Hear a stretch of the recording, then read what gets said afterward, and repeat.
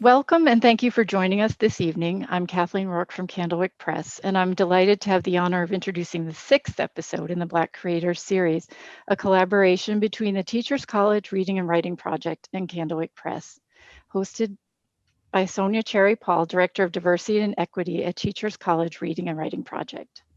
Tonight, we welcome Sophia Thakur, an acclaimed performance poet whose debut poetry collection for young adults and one of the best book titles ever, Somebody Give This Heart a Pen, published in September 2020. Since publication, Somebody Give This Heart a Pen has earned high praise, but perhaps none higher than that of author Angie Thomas, who said, "The power of Sophia Thakur's words will affect generations." Sonja and Sophia will be able to reply to comments during the presentation, so we invite you to use the comments section to ask questions. Thank you for joining us and enjoy the conversation. Hi, Sophia. How are you? Hi, I'm well. Thank you. Thank you so much for having me. Oh, thanks for being on the Black Creators series. So, Sophia, it's the 25th anniversary of National Poetry Month here in the United States, Wow. which it has become like the largest literary celebration in the world. And Wow. During the month of April, millions of educators are working especially to make poetry central and to spotlight poetry's essential place in all of our lives. Is there a similar kind of national recognition and celebration of poetry in England? Yeah, I think we celebrate National Poetry Day on the 3rd of October, I think it is, where we see brands pay more attention to their more word-based campaigns, which is really nice. I don't think it's where it should be I don't think it's at the stage it should be. I don't think it's of the scale as it is in America, but then the UK is a lot smaller as well, right? And I think also you have more of a cultural capital for poetry in America, more so than in the UK. Just because the traditions of UK poetry are typically quite it was quite elitist as an art form. It was something that was kind of class based. Like if you had time to be a poet, you were probably rich already. As opposed to, I think in a lot of other places, whether it's the Middle East or America, where poetry was a form of liberation, it was a form of storytelling, message passing. The culture is a little bit different here. But that being said, it's growing, it's changing. I'm part of that change, which is amazing. But yeah, it's not as big. It's not as big as it is out there. Oh, well, thank you for that history. Thank you for that knowledge around poetry and it being just a form of liberation, but not always. And that it was something that was maybe not in reach of everyone. So considering the elitism of poetry, when did you first fall in love, and how did you first fall in love with poetry? This reminds me of that Brown Sugar film. When did you first fall in love with hip hop? I think it was maybe Common asking, I don't know.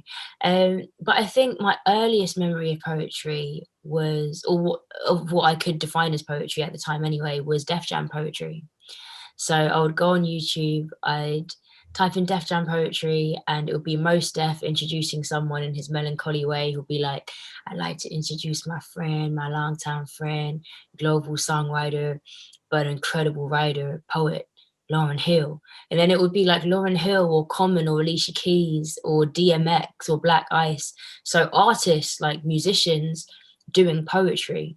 And I think that was where I first met poetry. I was amazed by how charming an art form it was. I think that's what it was. I think it spoke to who I was as a 15-year-old, as a 14-year-old, not the most outspoken, not the loudest. So I think that gentle way of storytelling, that gentle but really powerful way of storytelling just spoke to my character at the time.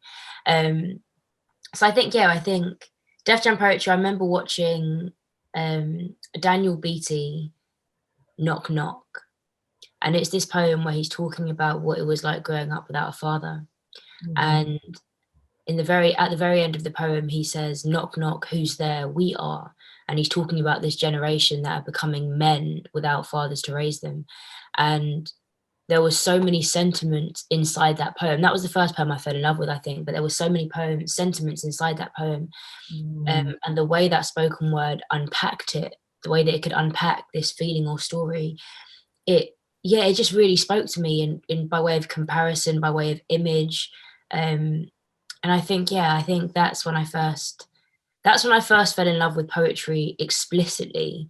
But I think I was always in love with poetry just because I was always in love with music. I was always in love with the storytelling in music. So I guess for as long as I love song, I guess I've loved poetry. Yeah, I love the way that you are spotlighting the absolute connection between music and lyric and poetry and storytelling. So important for educators to hear, because they are teaching classrooms filled with students who have this love of music, and how that can be an entry point into other art forms, other kinds of poetry. During your presentation at the ALA virtual conference last year, you said poetry is the gap between art and conversation. And that's making me think about all that you were just sharing. And you talked about the connection between literacy and empathy. Can you share more about what you mean by poetry being this gap between art and conversation, and of course, what exactly to you is the power and purpose of poetry? I think I see someone writing a poem about how they're feeling, or saying a poem or explaining a story, as someone standing in their mouth and deciding to open it, deciding to pull it open. And I think regardless of what comes out after that point, that act of trying in itself is revolutionary, because you have dared to address your feelings. And it's terrifying too. It's so scary sometimes to address how you're actually feeling. It's far more easy to just react.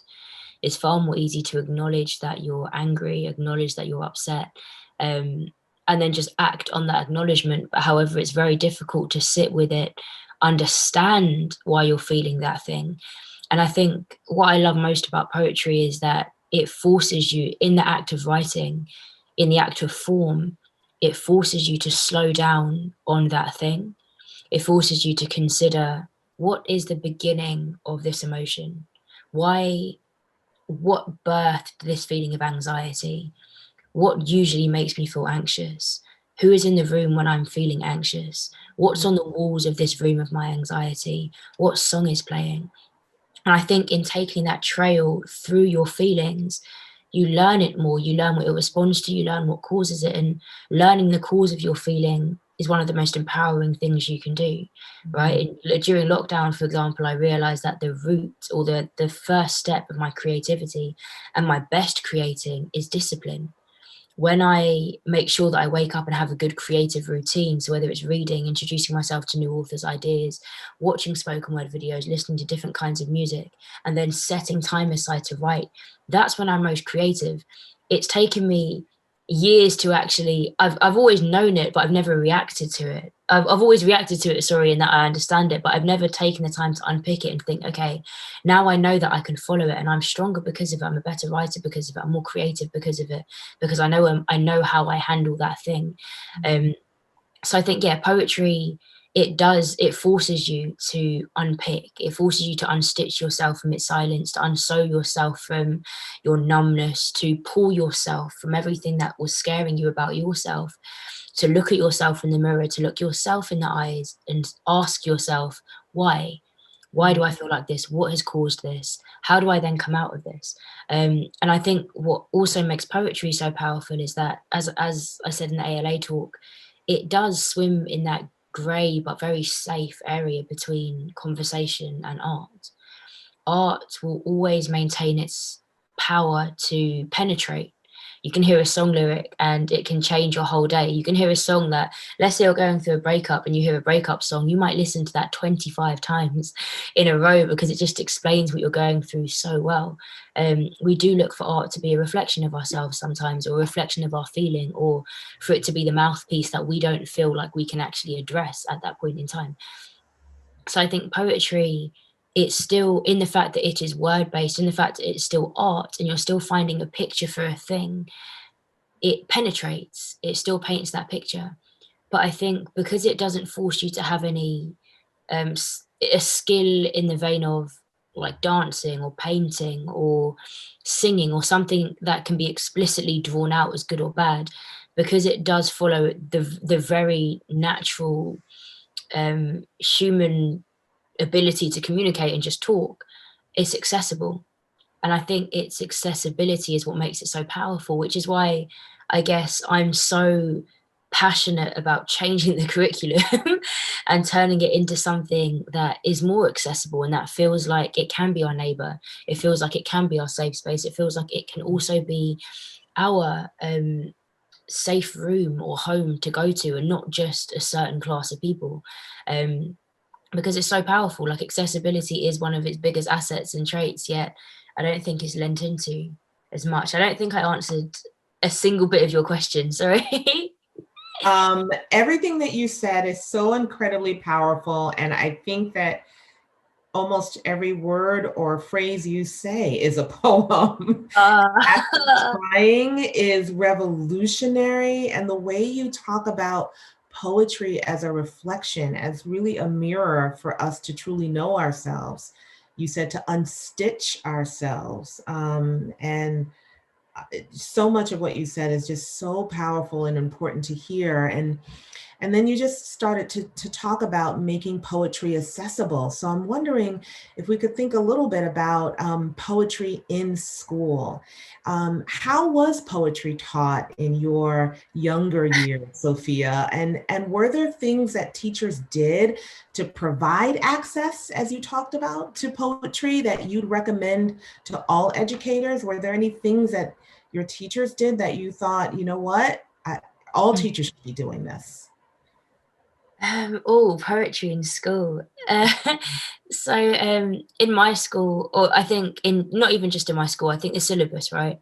The syllabus was very much where poetry went to die, or to turn into a science, or to be amputated from its soul and studied like a math equation would be, to have its eulogy written in predicted text instead of felt in Braille, I think is the best example.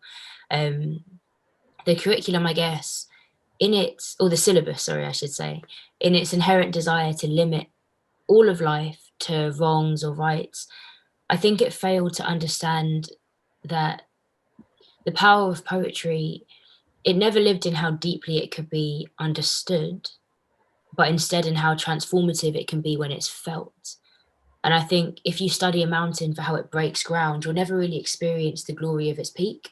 I think, yeah, sure, it's easy to unpick something into metaphors and similes and punctuation and assonance or whatever it might be. And I think we do that in some ways to control it, I guess, or to control it. But I think it's much harder and far more rewarding to walk into a poem naked and just let it present itself to us. And I think this is why I've always loved performance poetry, because it recognizes that human tendency to unravel everything and decide to claim autonomy over how it will be received. It performs everything you need to know directly to you, and it revokes that access to surgery. And it says, I'm a poem, I'm whole, and this is what I mean. This is exactly what I mean. And I think that's why I love performance poetry, because I know that also ambiguity has left far too many hearts on the sideline of its own story.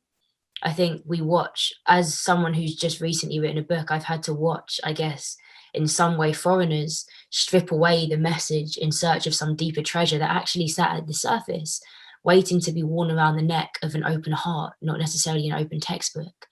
So I think what I would always encourage teachers to do is to remember that poetry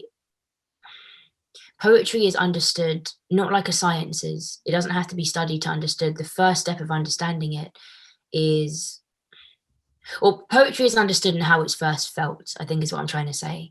And any analysis should be the study of that feeling first, not the form. So the question should be, what from this line made you feel nostalgic, or however you felt when you read the line, before the question is, what does a comma or metaphor do in this poem?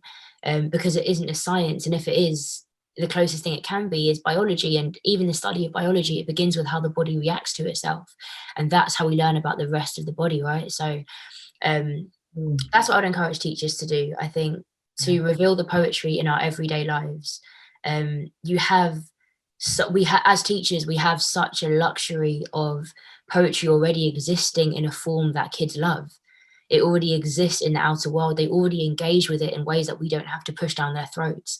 It exists in music, it exists in marketing, it exists in adverts, it exists on TikTok, it exists on Instagram, it exists in rappers' music, it exists everywhere.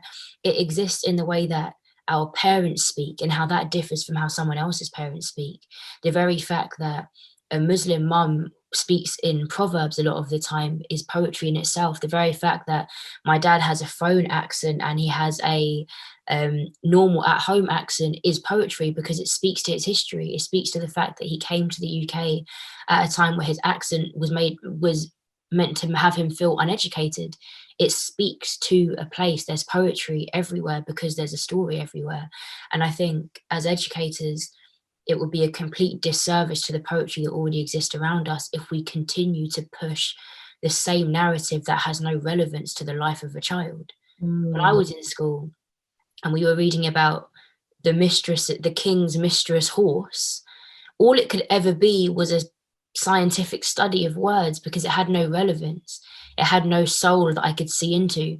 I don't know a king, I don't know a mistress, and I don't have a horse. Do you know what I mean? It's not relevant, in no way is it relevant to my life. But if we were to take an Adele song where she speaks about having her heart broken at the age of 21, and from there let's take the lyric, there's a fire rolling in my heart. There's a fire rolling in my heart. I don't even know if that's the lyrics, but let's just say that they're the lyrics. There's a fire rolling in my heart. You can break that down. Every teenage girl knows the feeling of a fire, feeling like it's literally running through your whole body and your chest. We know what a first crush is like. We know what a first kiss is like. We know what a first breakup is like. From there, we can talk about what a metaphor is. Why has she chosen a fire? What is the shape of fire? What does fire do? It encompasses a whole heart. Why is it rolling through the body? What does the act of emotion and moving and adjective, from there, from that feeling, from that point of understanding, from meeting a child at their entry point, we then have that freedom to not obligate them to metaphors and similes and punctuation, but instead entice them and encourage them to understand why that use of any kind of language technique has made them feel that way. So I think, so what I'm trying to say, I'm going the long way around, is that we should meet people at their entry points when it comes to poetry. I believe that there's a poem for everyone. I believe that there's a style of poetry for everyone. It's not always going to be form. It's not always going to be a haiku. It's not always going to be in rhyming couplets. Poetry is beautiful because it's subjective, because it's personal, because it's deeply personal, in fact. And I think we can just, as a whole, when we look at how poetry can heal, in the very art of it, giving someone who perhaps doesn't know how to say something a pen to write about it instead, we have a chance of having a generation that is able to speak about their feelings a lot more. Someone might not know to say they experience depression or anxiety, but they might know that the feeling inside them at this point in time makes them wish they could sleep for 10,000 years.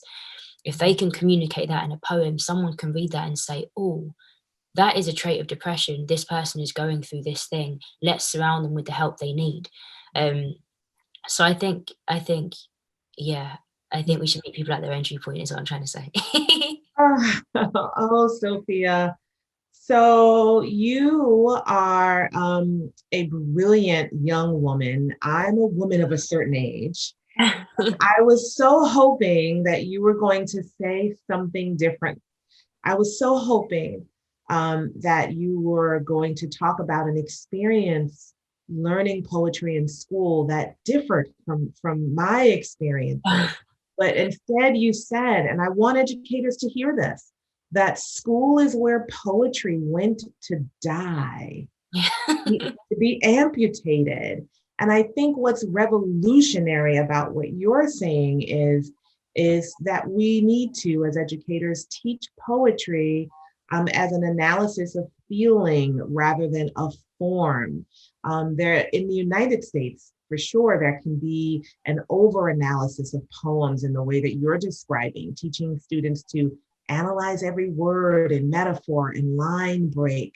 And what I love about what you just shared and gifted us with is that we could be doing the work of cultivating a love of poetry in our classrooms for students who, as you said, learn to love poetry from a very young age, and then unfortunately end up in classrooms where poetry is, as you said, amputated. So thank you for helping us to see that this way of teaching poetry really has to be dismantled if we want young students to really fall in love with poetry in our educational spaces, and that really has to happen.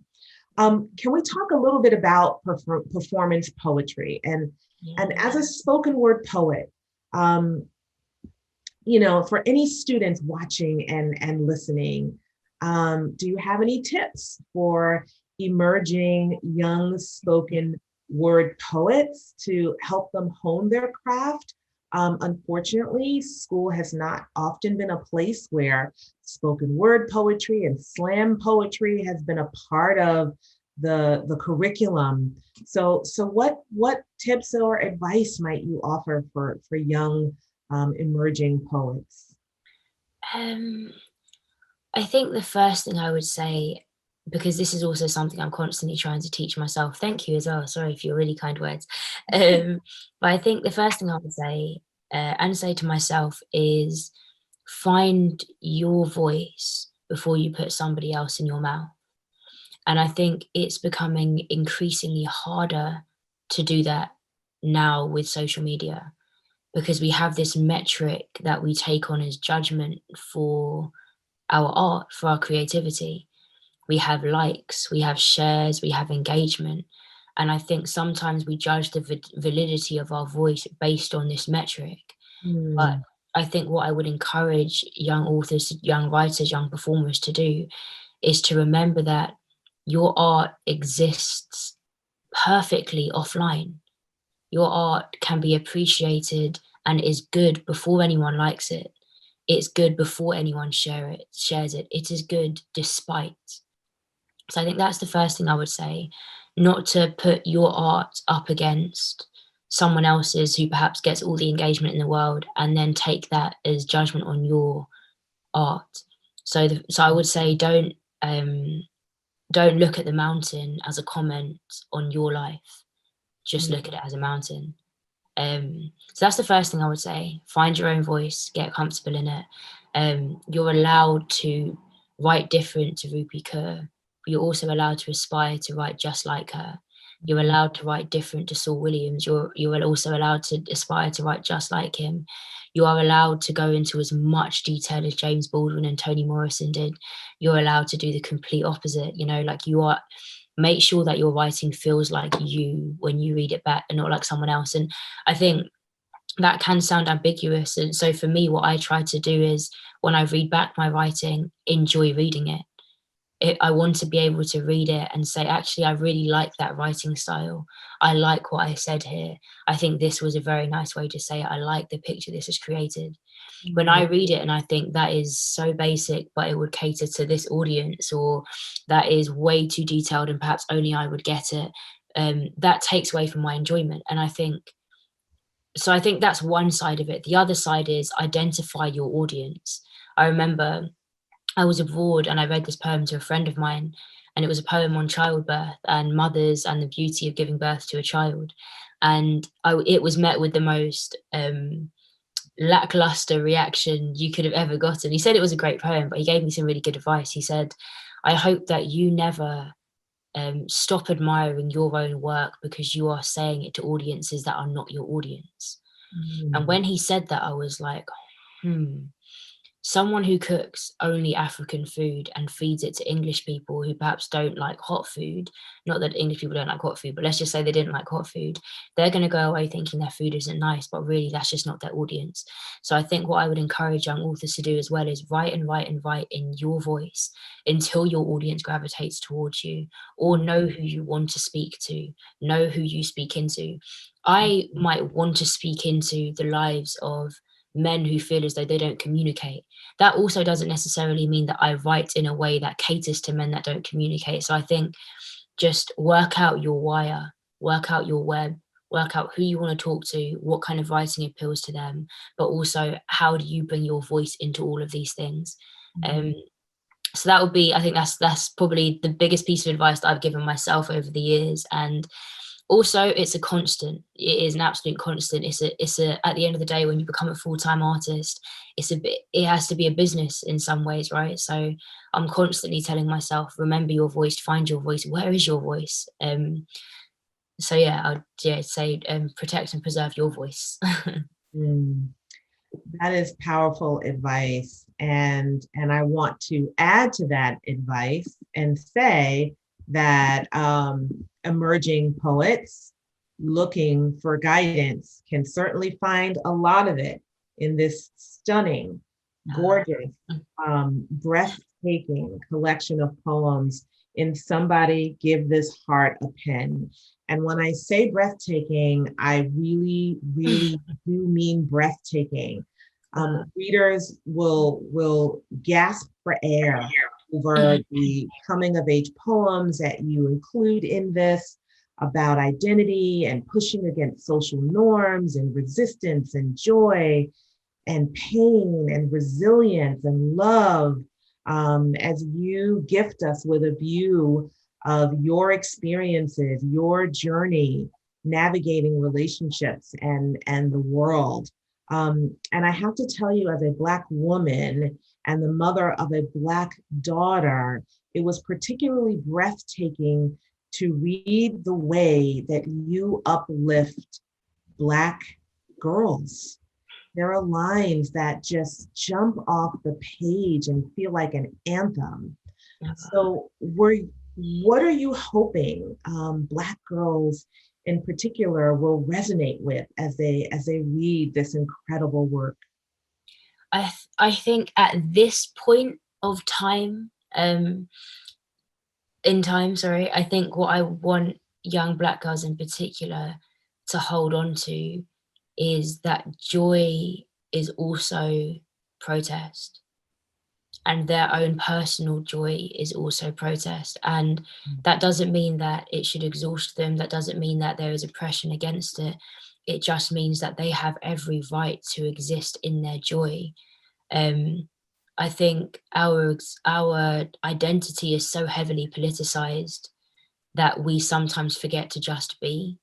We forget to just be young. We forget that we are deserving of just our love stories or our friendship groups or lightness, just being light, not feeling heavy, not being exhausted by our skin color, not feeling like we have to earn the right to exist safely. So I think if there's one thing that I really want to get out now, and it's funny because if you asked me this maybe a year ago, it might be stand up, fight the power. It might be speak your truth. It might be don't be scared to say how you feel. It might be you have every right to stand on your lips and speak and say and pull your voice from your toes up. But I think now, after such an exhausting lockdown, such an exhausting few years, such an exhausting Black existence, I would say, in essence, of balance, as much as you care about the politicized side of your life, make sure you put as much weight on just existing free of hyper visibility to your own reflection. To look at your reflection and not just see a Black girl, but to see a girl, to see someone who doesn't have to be heavily politicized, to see someone who can do these things without fear of recompense, without fear of attack, without fear of judgment. Because now I've been in this race space, I've been in this political space for all of my formative years. I'm 25 now, I've been in this space for like going on a decade. And it is exhausting for your color to go before you. It's exhausting to know that you are going somewhere sometimes as a Black speaker. And I'm not saying it's not necessary, because it absolutely is. And I love what I do, and I'm grateful to have the platforms. But I also wish for my younger generations, my 12 and 13-year-olds, that they could just be young. Yeah. You know, that they could just be free of such awareness of the weight of their color, lest that weight be positive, I think is what I'd say. Yeah. Oh, so incredible.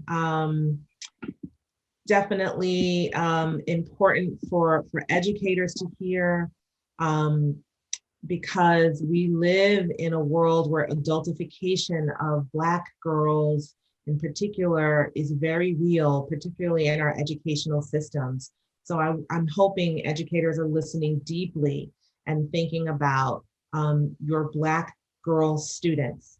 And as you said, their joy is important, and they have every right to it.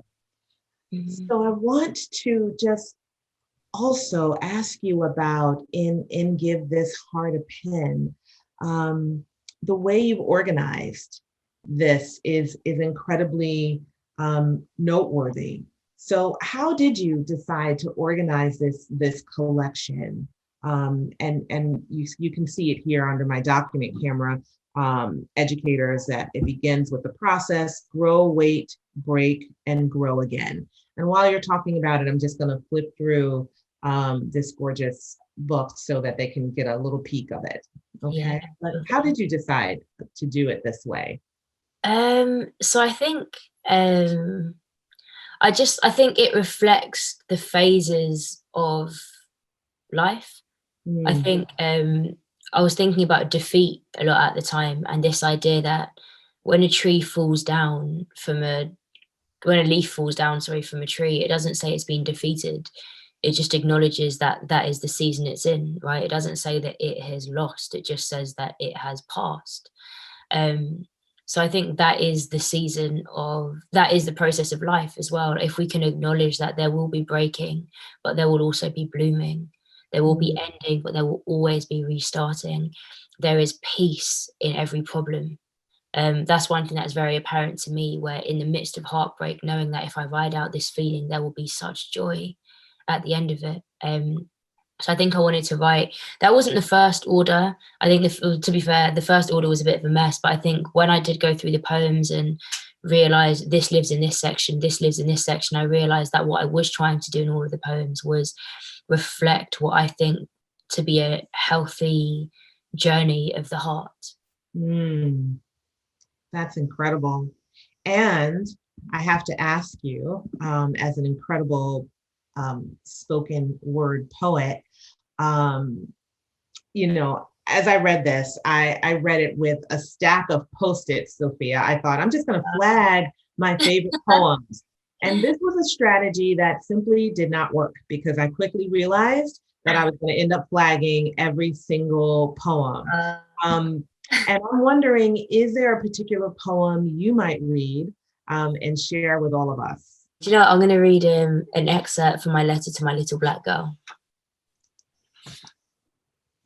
Yeah.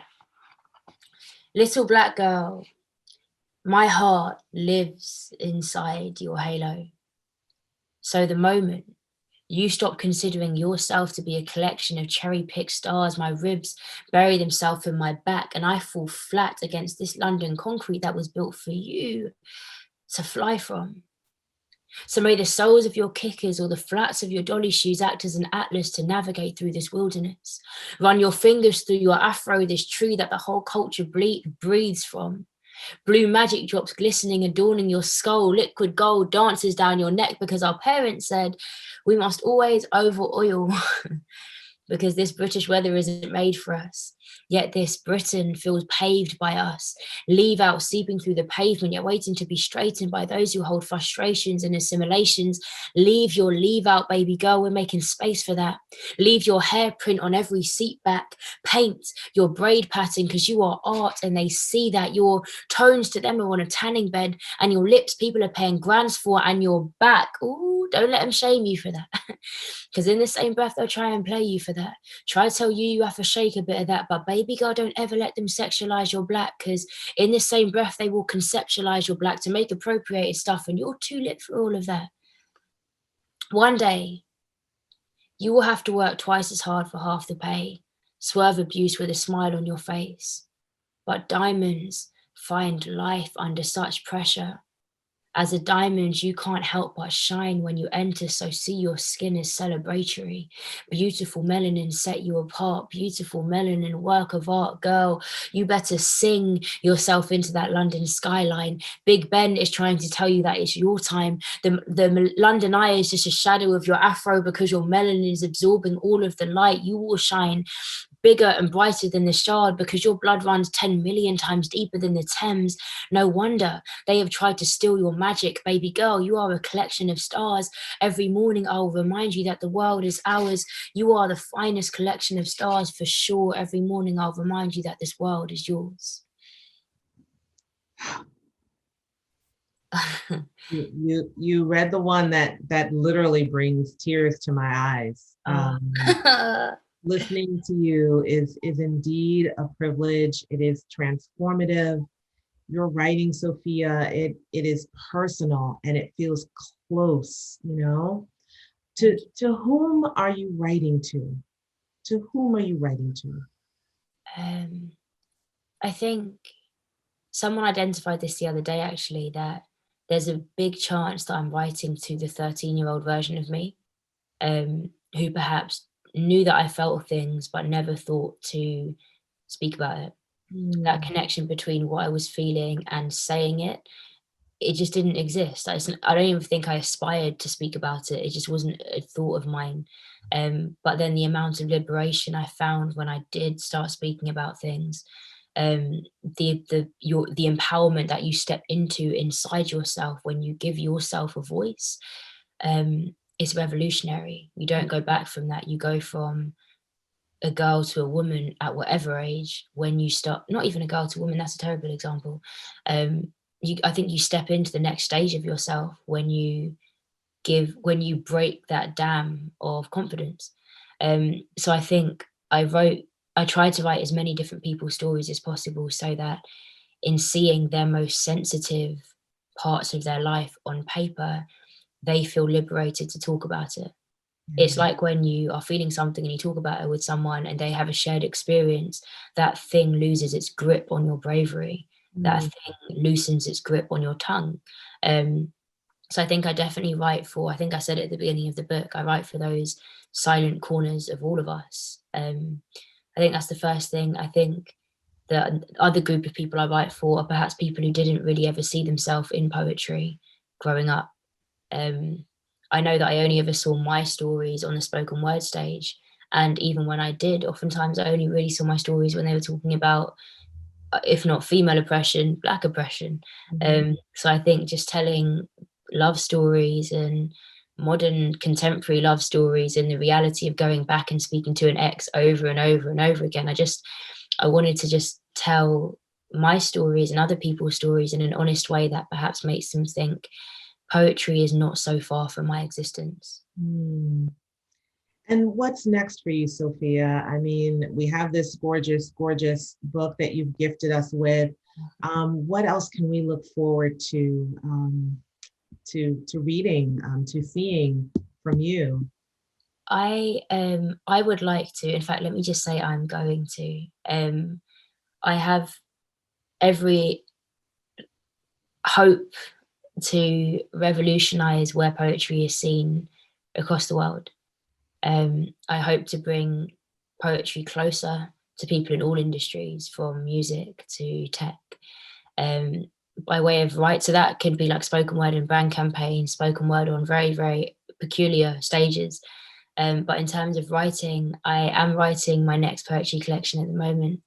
And yeah, so there's that to look forward to. I think it's my best work so far, I hope. I hope my publishers agree when I hand it in as well. So yeah, I think, yeah, another collection. I've grown a lot as a writer. When I first wrote this book, I hadn't read a single poetry collection. Now I've read so many, and I'm going into my next book. So I think I've become, hopefully, a better writer. A lot of life has happened. I was 20 when I wrote that first book, or 19, 20, 21. I'm 25 now. I think I've lived a little bit more. More has happened. I've seen more. So hopefully the book is enriched by my experience. Well, Sophia, you are a force. And I would like to read one of your poems to you and to everyone listening and watching. And it is titled When to Write. When your fists are ready to paint faces, when there is nowhere to confide, when your skin lingers high above your bones and you're so out of touch with self, write. When the mouth fails and shyness strangles and your throat becomes tight, write. When your eyes won't dry, write. Before you fight, before you fall, write. When they lie to you, when they hurt you, when they leave you, write. And if they return and they have listened, you better write. When the urge arises, step out of the shower and write. When the world denies you, find your power and write. When they speak of a freedom that doesn't include you, write away those bars. Write together your scars. Write around your wounds. Write into your womb. Write upwards. Write inwards. Write through and write around. Absolutely everything that tries to steal your sound. Sophia, by sharing so much of yourself in this work, you make it possible for so many to see themselves. Your writing is affirmation and inspiration. And I want to ask, what does it mean to you to be a Black creator? Thank you. I think I have a new thing for people reading my poems. So thank you. Being a Black creator for me means balancing the narrative. I think an essence of balance where one narrative of Black people is so prevalent and oftentimes detrimental to both the perception of Blackness and the lived experience of Black people. I think it's absolutely necessary to illuminate Black stories, Black voices, to contribute to the truth of what it means to be Black, but also tell the stories that often get missed in mainstream media and publishing. I think in school we meet Blackness from a position of weakness, slavery, freedom, and that's it. But we rarely meet them in literature as loving, strong households, or the young man that wants to be a scientist, or the young girl's first crush or first day of school, normal things. The things that make us human before Black. And I think in a world where one narrative is pushed so aggressively and negatively, it's key to have a Black person tell Black stories to remind and humanize. All we have are our stories, right? It's how we create an honest history, is how I like to see it. Being a Black creator means creating an honest history. And to introduce empathy into other people, into others, into each other, I guess, as people. I have a line that says, save the heart from its silence, give your heart a pen. And I believe it to be an essential part of building a more honest and progressive society, to ensure that the Black existence is given a Black pen to tell the truth. Thank you, Sophia. Thank you. Wonderful talking to you. Pleasure's mine. Thank you so much for having me. Thank you for the conversation, for your insights and guidance, which have provided so many powerful tools. the pens for educators to take back to their classrooms to share with their students, to engage them in writing from their hearts. Thank you for that. Please join us in May for the next conversation in the Black Creator Series. Our guest will be author Michael S. Bandy, whose 3 children's picture books, Whitewater, Granddaddy's Turn, and Northbound, are based on his boyhood encounters with the injustices of segregation and racism. For a full schedule of conversation and links to an accompanying podcast, please visit blackcreatorseries.candlewick.com and check the Teachers College Reading and Writing Project's Facebook page for past episodes. Thank you for joining us.